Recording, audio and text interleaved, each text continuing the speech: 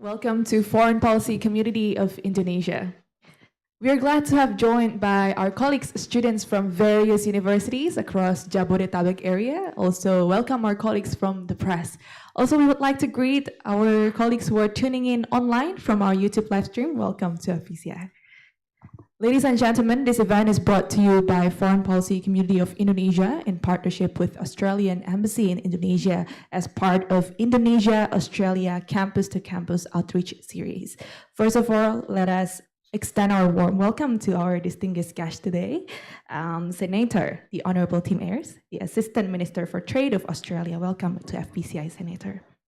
Ladies and gentlemen, for those who are new to us, ever since our establishment in 2015, we have grown to be the largest grassroots foreign policy group, not only in Indonesia, but also in Southeast Asia and in the Pacific. And today's discussion is going to be interesting, ladies and gentlemen.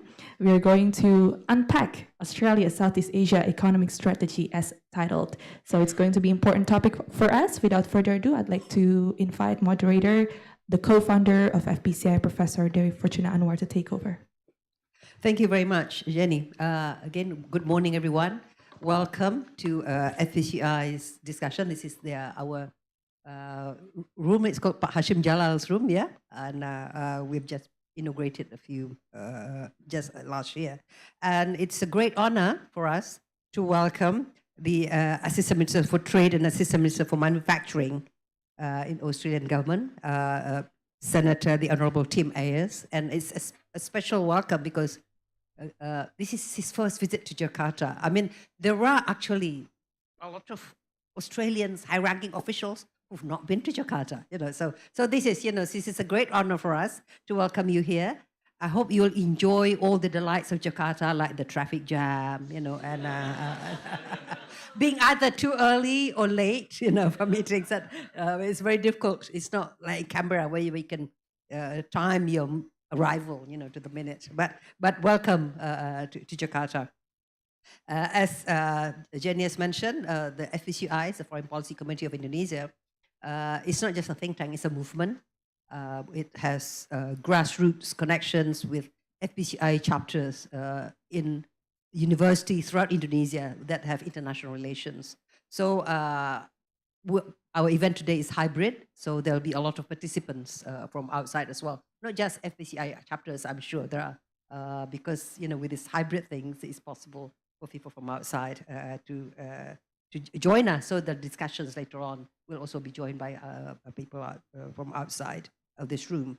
And welcome to all of you who have braved the normal Jakarta traffic. It knows that things are back to normal. That we are no longer in crisis or pandemic or anything when it is like this. Yeah. So you take it as a positive thing. And that means also that the economy is doing quite well because so many people can afford to buy cars and motorcycles. That's what the government used to say when we complain about the traffic. It shows that there's this positive growth in consumer demands for vehicles, despite the fact that we do have better public transport now. Now, let me introduce Senator Honourable Tim Ayres very briefly. He was elected as Senator for New South Wales in the 2019 election. So he's in the upper house. And during the 46th Parliament, he was chair of the Senate Standing Committee on Finance and Public Administration and a member of the Foreign Affairs, Defence and Trade Joint Standing Committee. He led the work of several select inquiries, including a Senate report on the capability of the Australian Public Service. That's a very strategic studies. The Australian Public Service is quite well known for its efficiency. He was appointed as Assistant Minister for Trade and Assistant Minister for Manufacturing in June 2022, after the election of the Labour government led by Prime Minister Anthony Albanese. Before entering Parliament, Tim spent 24 years in the trade union movement, representing the interests of workers across a variety of sectors, including manufacturing, defence, food processing, aviation and metal industries. And he's held several leadership roles in the Australian Manufacturing Workers Union. He's a long-standing member of the Australian Labour Party's National Executive, and he grew up in his family's beef cattle farm on the north coast of New South Wales, and he completed his high school in Glen Innes. He studied industrial relations at the University of Sydney and lives in Sydney. So again, a very warm welcome to you. And you're going to talk about Australia's Southeast Asia economic strategy, particularly focusing on Indonesia's Australia relations, I'm sure. So the floor is yours. Yeah.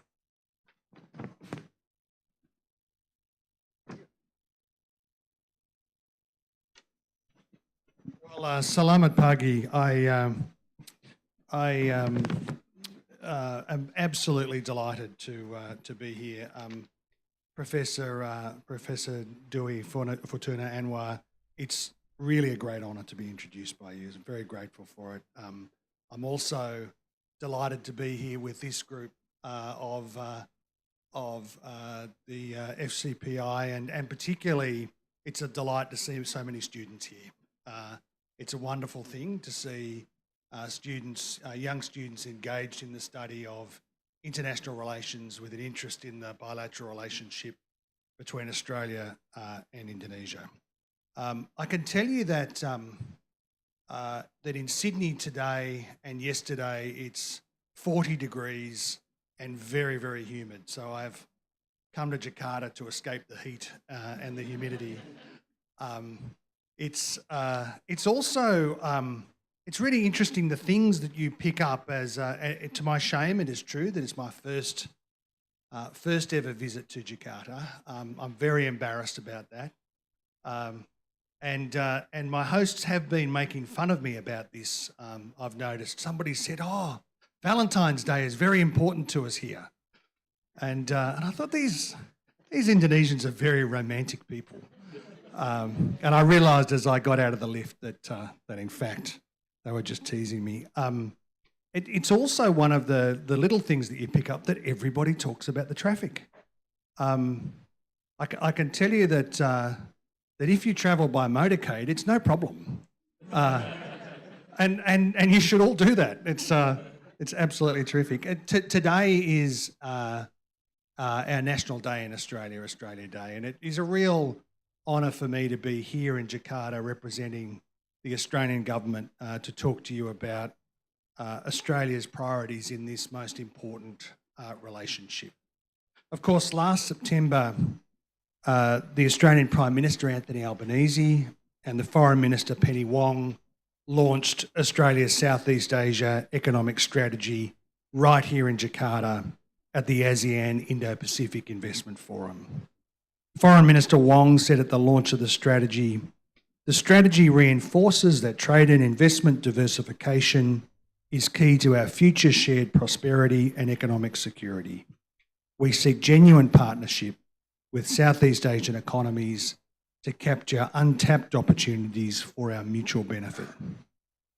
There is an opportunity to do more in our region's interest and in line with each government's aspirations for our peoples and for future economic activity. Deepening our trade and investment relationship offers broad commercial opportunities, with all of the benefits that accrue from those commercial opportunities for workers and business. But there are structural challenges that Australia and Indonesia face, and that indeed the whole region faces, that require cooperation between us and our business and investment communities to resolve. The environmental and economic impact of climate change on Australia and Southeast Asia creates an urgent imperative to decarbonise in the most efficient, low-cost way possible. It's not just a decarbonisation challenge, it's a development challenge, shifting economies from developing low-income status to developed industrial high-income economies. That challenge can't be met with isolated public sector investment, regional economy by regional economy. It requires bilateral and regional cooperative effort and partnership between government and the business and investment communities to meet that challenge. Increasing food price volatility and a growing regional population means that we need to realise gains in farm productivity through greater research and development in agricultural production, sustainability and food processing. With all of these challenges that are not just drive a commercial imperative, but a public policy imperative, all of the region's nations have a role to play, supporting each other's development, resilience and sovereignty. Forging our region's shared future together requires a huge investment from all of us. And Australia and Indonesia, in my view, must lead the way through us strengthening our bilateral relationship and by working together across the region. Our Southeast Asia economic strategy lays out a practical pathway to unlock two-way trade and investment opportunities through to 2040, building on our existing trade agreements in the region, particularly, of course, the Indonesia-Australia Comprehensive Economic Partnership Agreement. As was indicated before, I'm here for the first time. I wanted to start 2024 early with a visit to Jakarta to talk to business leaders and government directly about Australia's plan. But critically, of course, I'm really here to listen and to learn from my Indonesian hosts about how they see the future direction of our trade and investment relationship. This year, of course, marks the 75th anniversary of Australia-Indonesia diplomatic relations. In the 1940s, the Australian Labor Party, led by then Prime Minister Ben Chifley, was one of the earliest and strongest supporters in the world of Indonesia's independence. Of course, not everyone in Australia was on the same page. Many were asking why Australia was involving itself in the politics of the region. That government's support for Indonesia and its independence was based on the principles which informed the formation of the United Nations. And we Australians in the present day can look back at that principled stance with great pride. But it was also practical. Australia's Foreign Minister at the time, Doc Evatt, said that geographically Australia was close to Southeast Asia. An anodyne point now, but a revelation to policymakers in Australia then. And he also said that the region was changing. He said those who were devoted to Australia's welfare would desire to live in the closest harmony with new neighbour nations. He believed that Indonesia and other Asian countries should have the right to sovereignty and self-determination, that Australia should support that aspiration and those rights. And he and the government believed that Indonesia and other Asian countries would be vital to Australia's future. Beyond the Labor government, Australia's trade unions organised the Black Armada, or Armada Hitam, possibly the largest boycott campaign in Australian history in support of Indonesian independence. Led by our maritime unions, but supported by dozens of Australian trade unions and hundreds of thousands of workers, that campaign was ultimately vindicated. With the benefit of 75 years of hindsight, we can confidently say that Evatt and the Labor government, and indeed the Labor movement in Australia, got that right. And I want to say that I'm very proud to be here in Jakarta, albeit for my first time, in the 75th year of our two countries' diplomatic relationship. Today, of course, no one in Australia could possibly doubt Indonesia's importance to Australia, to the region, and indeed to the world. Indonesia boasts one of the fastest growing economies on the planet. The two-way trade between Australia and Indonesia is at record highs, around $26 billion last financial year, while our two-way investment stocks stood at nearly $4 billion at the end of 2022.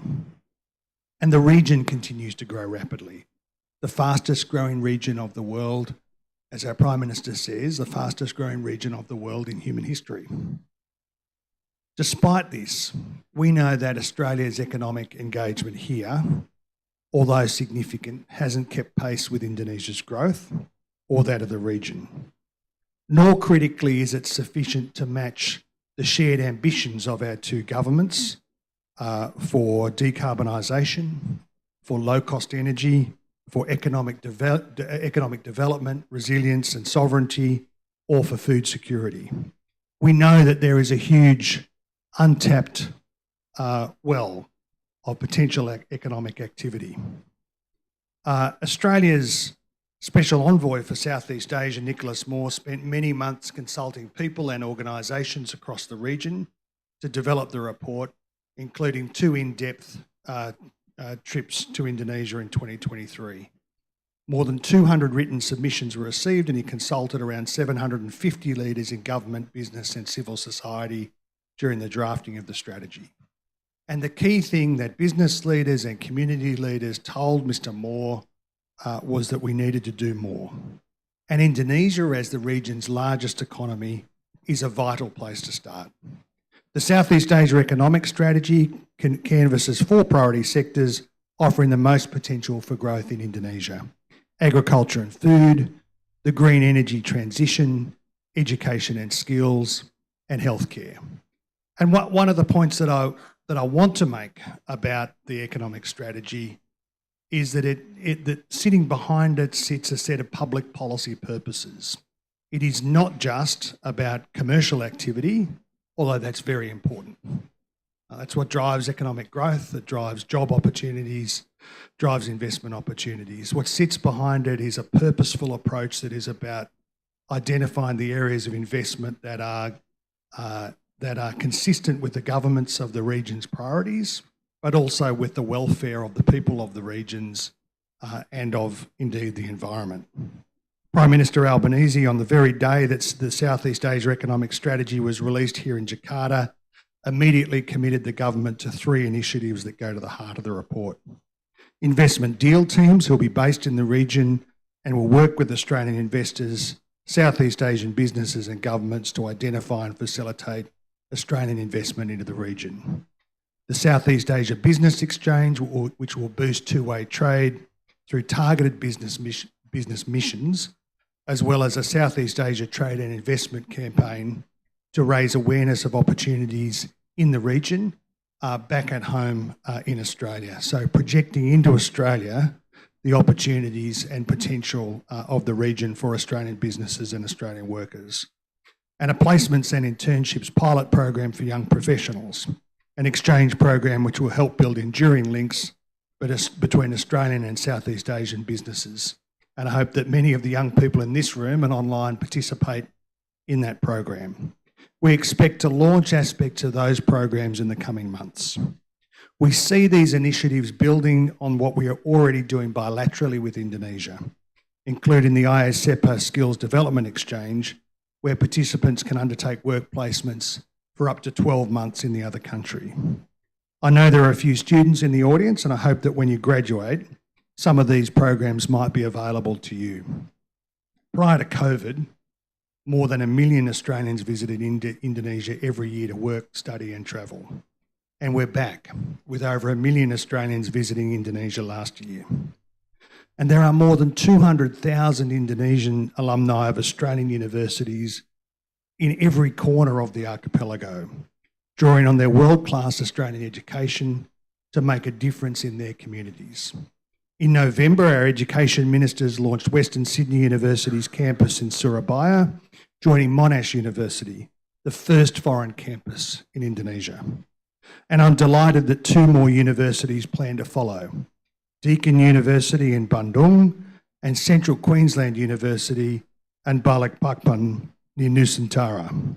Education is a key priority for both governments, and I'm delighted that investments from our universities are following that priority. And of course, university education is not just about investments, about student fees, about the acquisition of skills and knowledge. University education is a critical commitment to our young people, to their future. When young Indonesian students come to travel in Australia, it's our job to look after them, to make sure, as a part of a solemn contract with their parents, that we're going to look after their kids in Australia and give them a great experience of being in Australia. I'm very confident that the commitment of those universities to those investments will follow that trajectory. We've also invested in the health sector here through a joint venture between Australia's Aspen Medical and Indonesia's PT Jasa Sarana, who are set to provide large numbers of clinics and hospitals to West Java over the next 2 decades. And there are a number of two-way investments across manufacturing and the finance and digital sectors.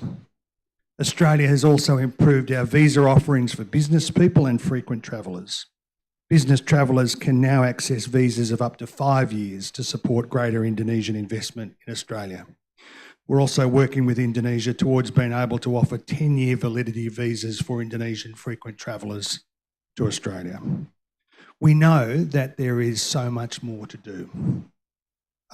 Working in genuine partnership for our shared future prosperity and economic security as we set out on delivering the recommendations to the strategy. And I'm here to assure you and business and government leaders that the Australian government's commitment to the strategy will be steadfast, will be ongoing. We recognise that will require significant ongoing work for many, many years to come in partnership with you, with your government and with the business community here. In March this year, Australia will host ASEAN leaders in Melbourne for the ASEAN Special Summit. It's a very significant event in the Australian political and foreign policy calendar for 2024. At that summit, we'll also host a meeting of over 100 CEOs and business leaders to build people-to-people connections and discuss the practical steps that we can take together to improve our economic cooperation.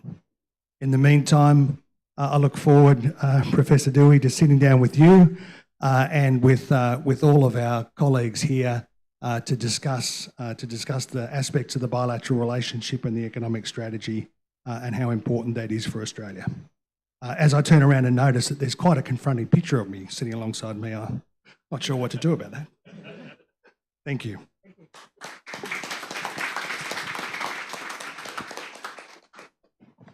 Thank you very much, Tim, for that comprehensive overview of Indonesia's-Australia bilateral relations. And I'm very happy to note that you've reminded us, given your background from the trade unions, that the important role played by the Australian trade unions, the dock workers in particular, in assisting Indonesia's independence movement. They boycotted, they refused to assist in the shipping of the then Dutch East India's company. So Australia was Indonesia's oldest friend. But as we know, I've written this, the bilateral relationship between our two countries have been marked by a lot of love and hate. It's a very passionate relationship. We can't choose our neighbors, but we can choose whether to be friends or not. But there have been times when they've been very close, but they said the bilateral relations which you cannot allow to be on automatic pilot. It's very dangerous for the ambassador to be away too long in Jakarta because something usually happens, And the fact of the matter is, because of the geographic proximity, because of the greater interaction, including people to people, there are a lot of things out there that are beyond the government control, and sometimes they do take us by surprise. Both countries recognize how important our relationship, Australia and Indonesia, have the comprehensive strategic partnership. You mentioned about CEPA, and Nav, you mentioned about how they all understand the importance of each other, and they all understand the importance of working together. And you mentioned about the growth in trade and investment, but you've also mentioned that we are not really there yet. The potentials are not really been exploited to the full. Now, I'll just ask you the easy question first. Why? Well, first, it's certainly not an easy question, is it? The embassy said it'll all be easy questions. Don't you worry. Firstly, I really do agree with your opening observation. Not just about Australia's role in the foundation of the Republic, but also about how the relationship has ebbed and flowed, and that it can't be allowed to be on autopilot. You did say, I think, that you don't get to choose your neighbours. You don't get to choose your family either. And I think we in Australia, particularly in the government, it is not just a pragmatic policy observation that the relationship, that the bilateral relationship with Indonesia is important. It runs much deeper than that in terms of the government's view about the way that the future of the region and all of our welfare is tied up collectively together. That is, of course, reflected in the size and scale of the Australian embassy here in Jakarta and the depth of our commitment across a whole range of government to government activities.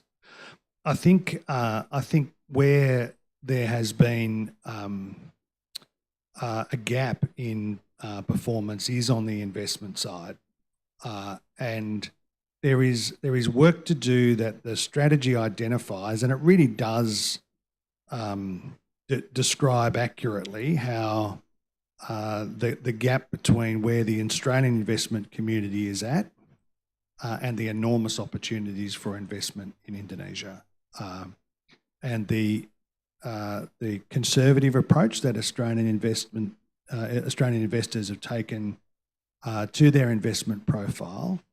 That requires some education in Australia about the opportunities and opening up the opportunities. It does require a demonstrated commitment to reform here in terms of the regulatory environment and the risks that Australian investors apprehend in Indonesia.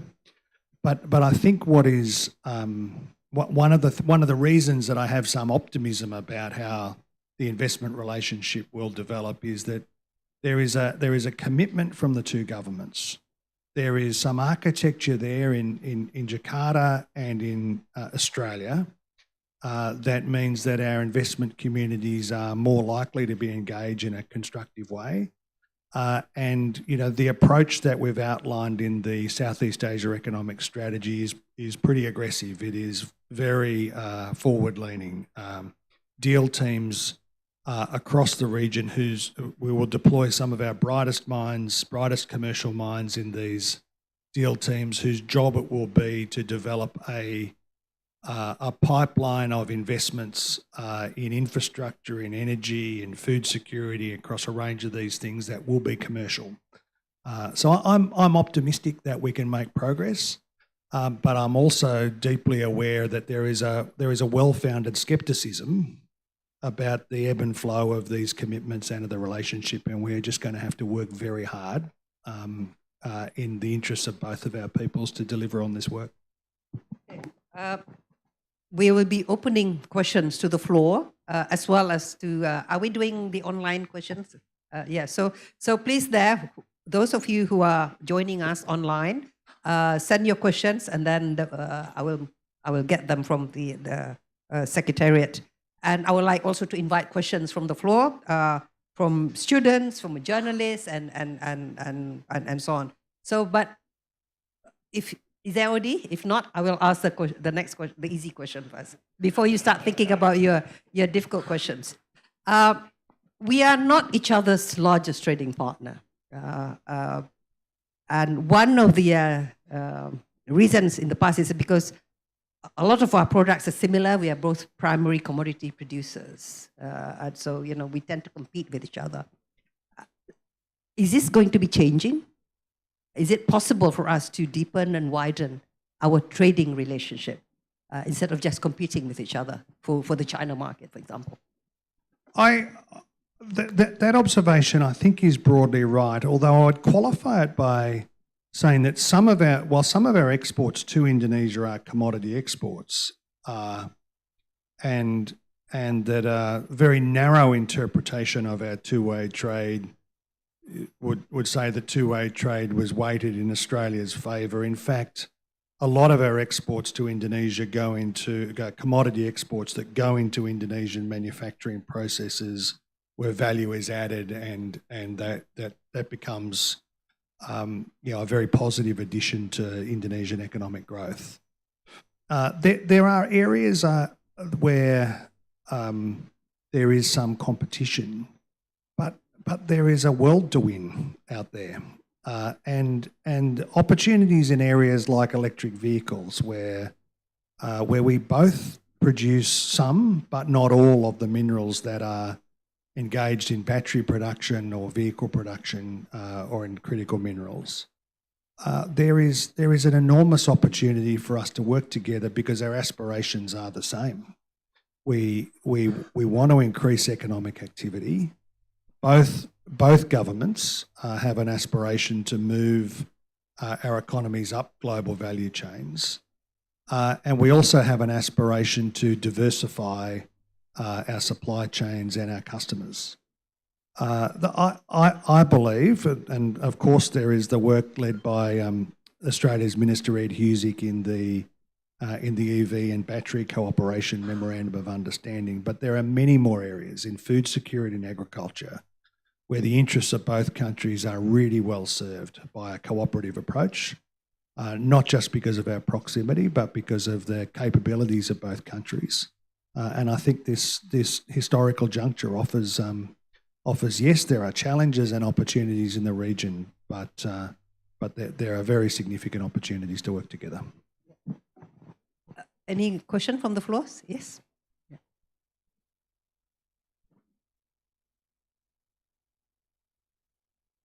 It's gonna pick up from, yeah. Sorry, I'm Diana. I'm from Jakarta, the Australian newspaper. I just gonna pick up from what you just said about EV opportunities and the joint production. You know that this was first raised by President Jokowi 2 years ago during the P20 summit. So it's been quite a while, and I just wanna update you again about that. Is there any progress in that matter? Because we know that there are MOUs being signed, any kind of agreement, but we want to know, is there any kind of like real joint production that is being agreed between the two sides? Thank you. She's a journalist. So. That's okay.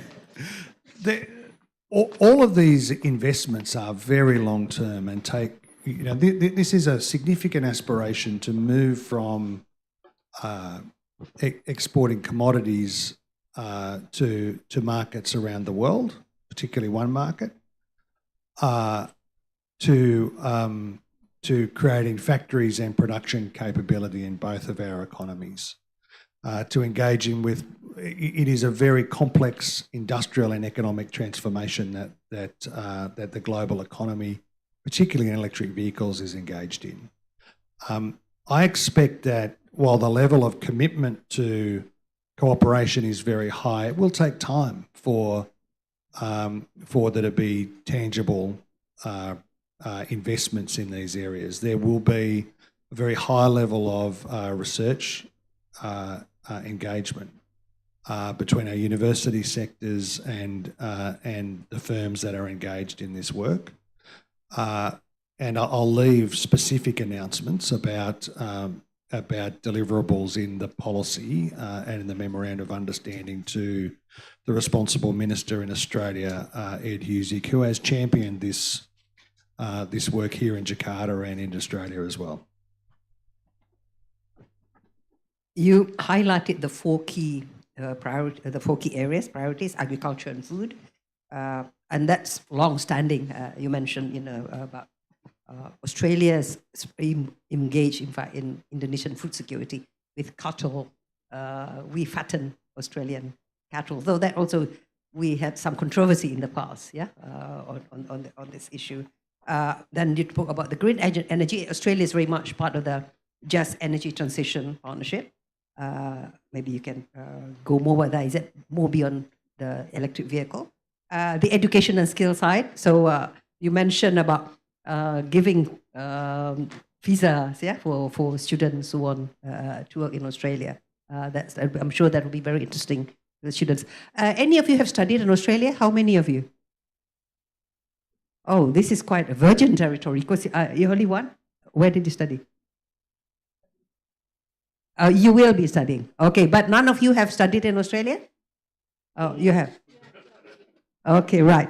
Because usually in a room full of young people usually, if you ask them how many of you study Australia, that's, they go up, because including myself, I've studied in Australia. So that's no problem. But there's also congratulations that I was from Monash, and Monash University worked very hard to get the permission to get a campus here. And once that, roadblock has been cleared, I'm happy to hear that more universities will be coming. So that's as you know, that's Indonesian's education sector has been very protected for a long time. And you also mentioned about healthcare, that the fact that Australian hospitals are investing here. Maybe you can elaborate, but because this is another very protected area in Indonesia, and the fact that Australia has managed to also clear some of this roadblock, I think that is kudos to the embassy here. The fact that they are able to do that, because this has been very difficult in the past. So some of these areas are very exciting. Maybe if you can have more details, we'd be interested to hear that while we're waiting. Are there any more questions from the floor? Yeah, okay.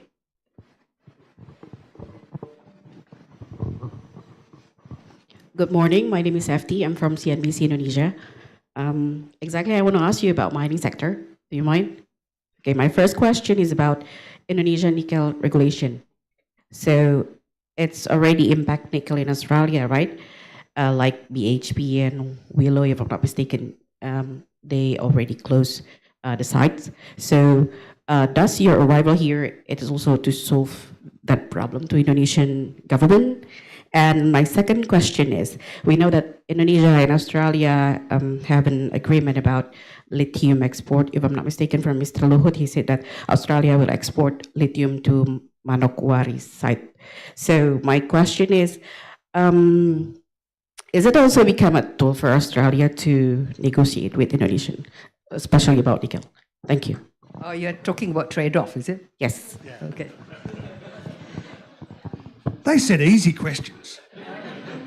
So firstly, my job in Jakarta yesterday and today is not to resolve any of these questions. Although I do want to make a couple of observations about them. As I said earlier, it's certainly the case that both economies have reserves of some, but not all, of the minerals that are engaged in this rapid expansion around the world of battery technology and electric vehicle technology.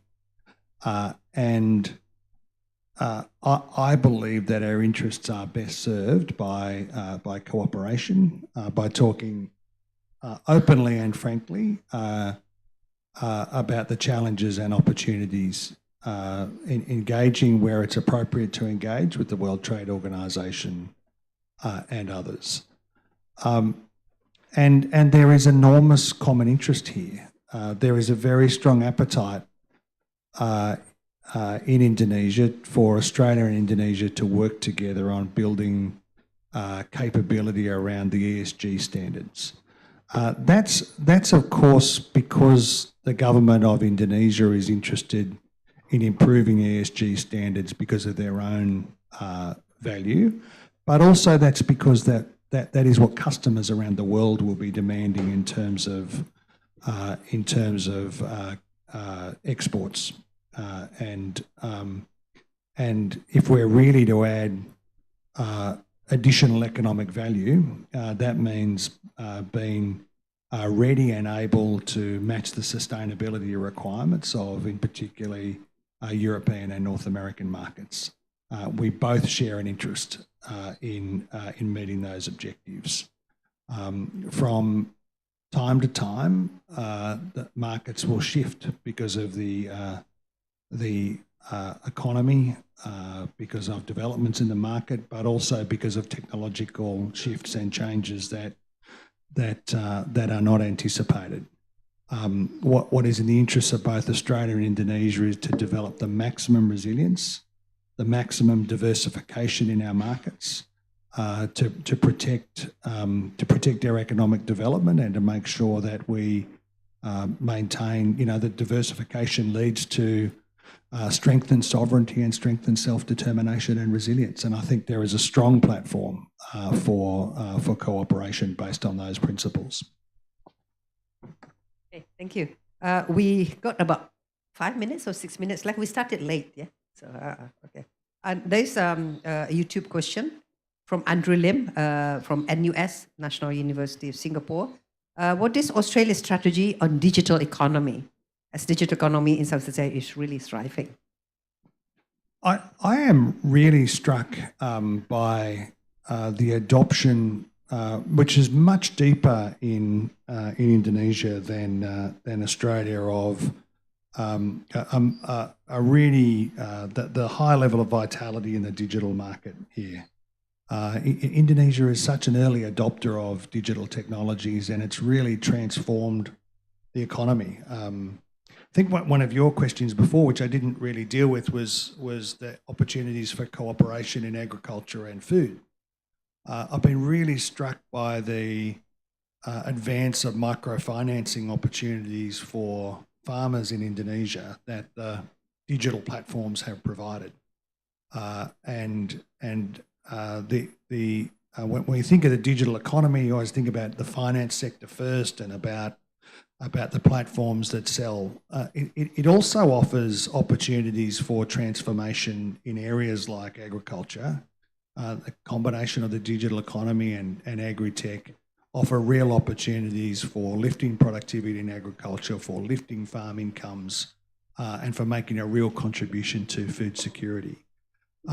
In terms of the broader observations about the digital economy, I don't want to disappoint my friend from the University of Singapore, but I'm the least digitally savvy of despite my relative youth. I still have a wind-up watch, and it really is the case that digital cooperation is going to be really significant between the economies and across the region. Yes, it serves a commercial purpose, but it is one of the ways that we are going to be able to lift living standards and lift economic development. Is there anyone from the floor? Students? Student first. Okay. Yeah. Hello, Senator. My name is Alan. I'm from Parahyangan Catholic University. So I'm going to ask a question. How is Australia shaping its economic strategy to navigate potential geoeconomic situation in the region? So what the foreseeable step that Australia will taking in the coming years to address and maybe to anticipate the geopolitical tension in the region? Are you talking about US-China rivalry in particular, or more general? Yes. General one, or US-China rivalry? The US-China rivalry. Okay. Yeah.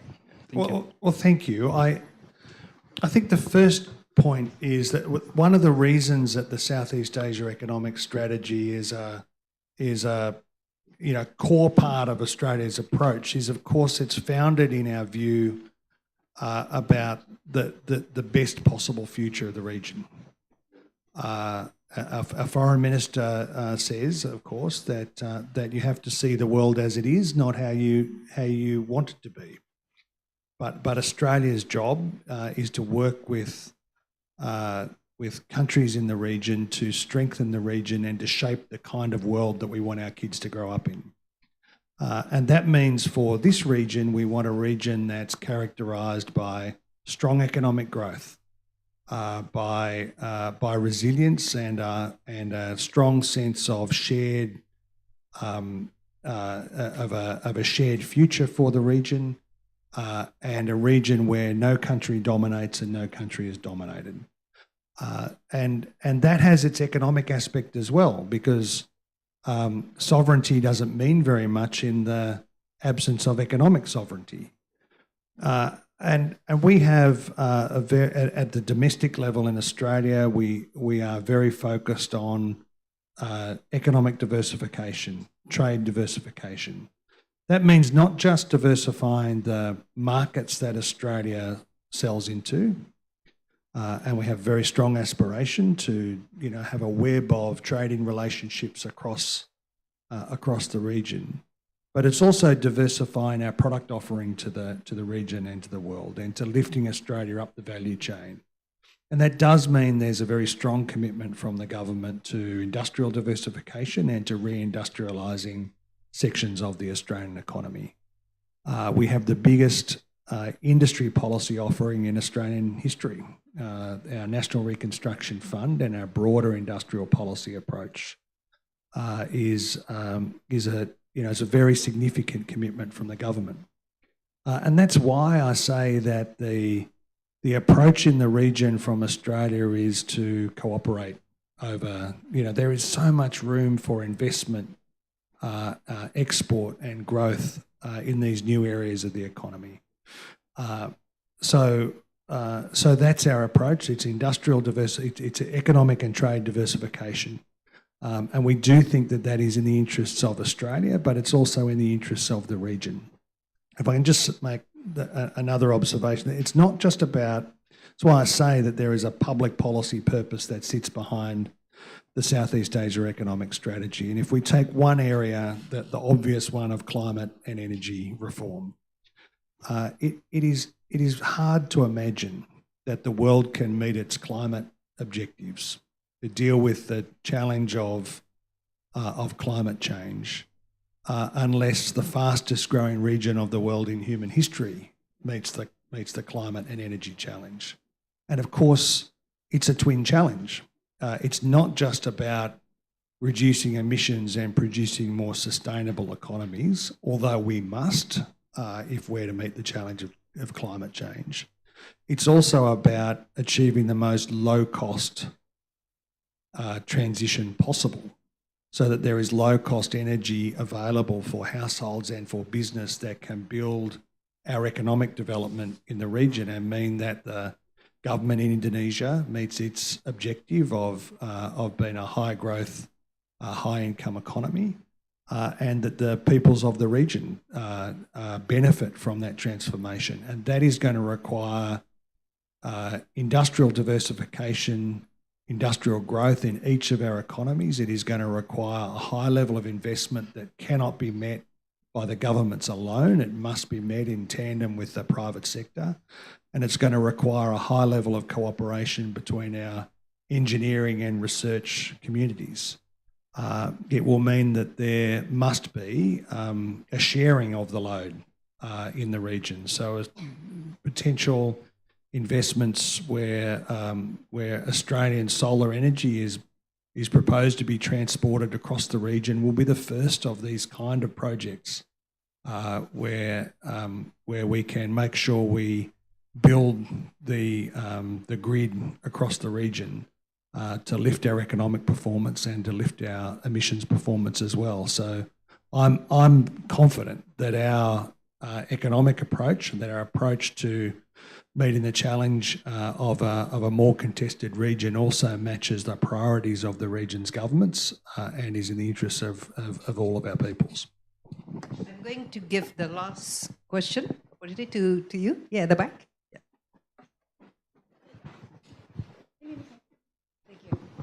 Hello, good morning. I'm Akasha from C today. So Indonesia will have a new capital city, which is Nusantara, located in East Kalimantan.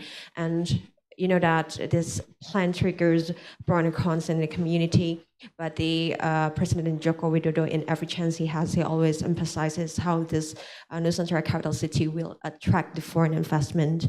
And I saw an article that the Australian investors, they are interested in investing in Nusantara capital city. And my question is, what do you think about our future capital city? And the second one, is that true that Australian investors are interested in our new capital city? Thank you. Well, thank you. I think that there is enormous scope for Australian investment activity in all of Indonesia's development. The venture of a new capital city, of course, will excite enormous interest amongst Australian construction firms, our engineering capabilities, our public transport. There of course are opportunities there. But yesterday I looked at opportunities that are here in Jakarta too. And And as I indicated before, our commitments from the Australian investment community into the health sector broadly across Indonesia in the university sector and the scope for investment in energy is very, very broad indeed. And I'd rather not single out, single opportunities for future investment. But I really leave from this visit with a heightened sense of confidence about not just the opportunities for investment, but the capability of both of our investment communities to work together to realise those investments and to deliver real tangible outcomes for the Indonesian economy. Thank you very much, Senator Ayres. That's a very, I think, uplifting conclusion that we expect that to see more for Australian investment here. But I would also like to highlight what you mentioned earlier, just about educational and about research. Because when we are talking about our new economy, whether it is in agriculture, whether it's in energy transition, whether it is in other areas, service industry and so on, the Australia actually has competitive advantage in terms of human resources, the education, higher tertiary educations. The universities are outstanding, and a lot of Indonesians have gone to Australia, but now the Australians are also bringing the universities here. That is very good. But also the research opportunity. I'm from the research community. I used to be the Indonesian Institute of Sciences that have very close collaboration with CSIRO. And now we have integrated this into a big agency called the National Research and Innovation Agency and RIN. So I hope that there'll be more really targeted research activities also that can help our digital economy, improve our agricultural products, improve attempt at really adding value adds to our raw materials, what we call hilirisasi, downstreaming. So I think there are a lot of opportunities, and with this new Colombo plan, more two-way exchanges of people. So I really hope that when we talk about Indonesia, Australia, near neighbors, strange neighbors, that we no longer just talk about unfulfilled potentials, but that we can realize that potential. So I hope that this is not going to be a last visit to Jakarta, regardless of where the capital city is. And I do hope that you'll also be able to visit other parts of Indonesia. So thank you very much for a very illuminating discussion, and I hope that you'll be able also to have some me time in Jakarta, and I hope the embassy will give you some time to enjoy yourself as well. So give the senator a very warm welcome for all of us, and thank you very much again. Thank you, Professor Dewi and Senator Tim Ayres, for the insightful session. I'm sure that the online participants and also in-person participants, we have learned a lot and get to understand better about Australia's Southeast Asia economic strategy. I'd like to invite, first of all, Prof. Dewi and Senator Tim Ayres first to have a picture. The camera is there. Should we do it standing up or? Yep. Okay, I'll invite. Yep. Okay. Yeah, okay.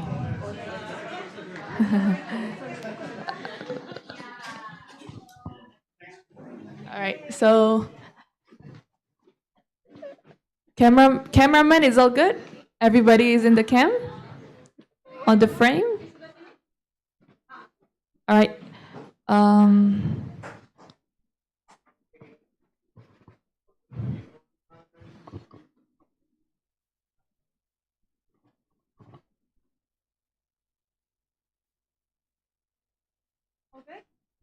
All good. Okay, thank you very much once again for everyone for joining. For those who asked questions, the committee informed me that you will get a little goodie bags. You can get it from the committee, and you can get your snacks in the registration table as well. Thank you very much.